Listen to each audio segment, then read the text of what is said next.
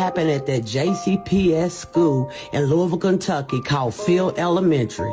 This is the story about a nonverbal autistic little boy named Semaj. His mother, Tiphanee, was getting calls every day about Semaj acting up in school. She knew something was off. On April the 12th, Tiphanee decided to order a camera. On April the 13th, 2026, Tiphanee sent Semaj to school with that camera in his ponytail.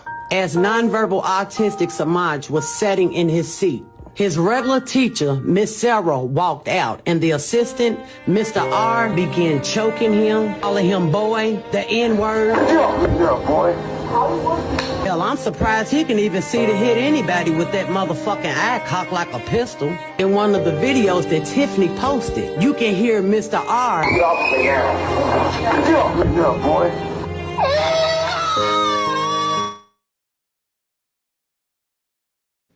Wow, Miss Sarah was in the classroom. When you go and sue their ass, you get Miss Sarah's ass locked up too, along with Mr. R. She knew what was going on. We got a JCPS teacher beating on a nonverbal autistic child. JCPS, I'm calling y'all asses out. We will get justice. Now let's hear from Semaj's mother. Justice for Semaj.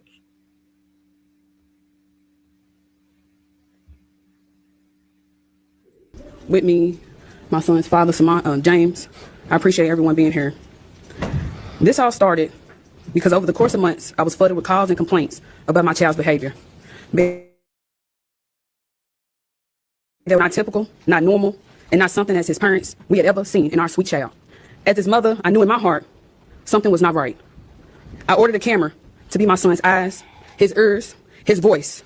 I secretly hid the camera in his hair and sent him off to school on May 13th. And when I said I hid it, this is the camera I hid. So let's be clear. I stand before you, not just as a mother, but as my son's voice, Semaj Lee. And standing with me is his father, James Baker. While I will be the only one speaking today, we stand united as parents fighting together for our son. That's right. Our son has severe nonverbal autism, meaning he cannot speak. People say they want the facts. What can you ask him if he cannot speak? But I can. I am his voice, and I will speak for him. We trusted his school to protect him, to care for him, and to treat him with dignity. Instead, he was harmed, silenced, and failed by the very people who were supposed to keep him safe.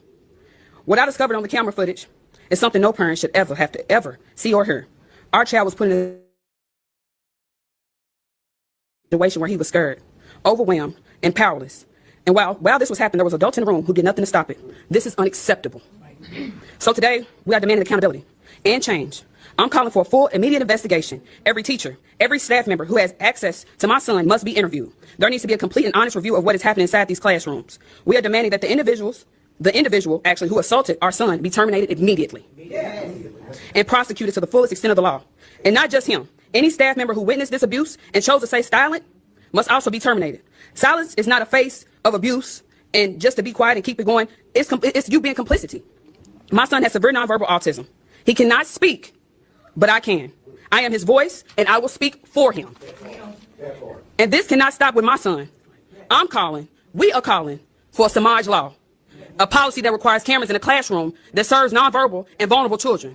Our children deserve protection, transparency, and accountability at all times, not just when something goes wrong. No parent should have to question whether their child is safe at school. No child should suffer in silence because they cannot speak.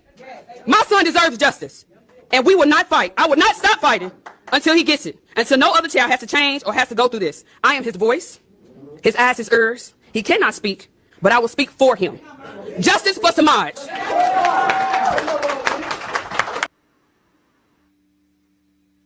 Justice for Semaj.